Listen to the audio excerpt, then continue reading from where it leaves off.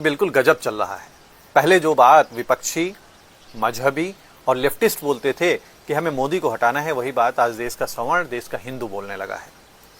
पहले जंतर मंतर के ऊपर कॉकरोच इकट्ठा होते हैं और बोलते हैं हम मोदी को हटाएंगे।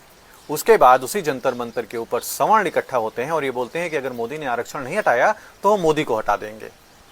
ऐसा लगता है जैसे कि आरक्षण मोदी का ही पैदा किया हुआ है। सपोर्ट किसको करेंगे? उस कांग्रेस को जिसने इस देश के अंदर आरक्षण की शुरुआत की। भाई, मैं पूरी तरीके से इस बात के पक्ष में हूं कि आरक्षण हटना चाहिए। आरक्षण के कारण ही देश से प्रतिभा का पलायन हो रहा है।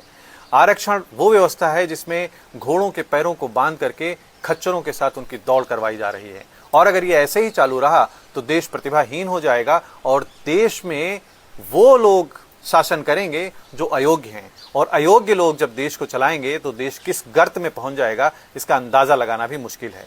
लेकिन इसका मतलब ये नहीं है कि हम मोदी को हटा दें। और चलो मान लो मोदी हटा भी दे, जो कि 240 सीटों के साथ संभव नहीं है कि मोदी आरक्षण हटा दे, लेकिन अगर मान लो हटा भी दे तो इस बात की क्या गारंटी है कि जब देश का बड़ा ओबीसी और एससी एसटी वर्ग उसके विरुद्ध खड़ा हो जाएगा तो ये सवर्ण उसका साथ देंगे? नहीं देंगे, क्योंकि 500 सालों के इंतजार के बाद जब राम मंदिर बन गया, धारा 370 हट गई, बहुत सारे सुधार हुए, उसके बाद भी हिंदुओं ने मोदी को 300 से लाकर के 240 पर समेट दिया, पूर्ण बहुमत तक नहीं दिया। तो कौन तुम्हारा भरोसा करेगा?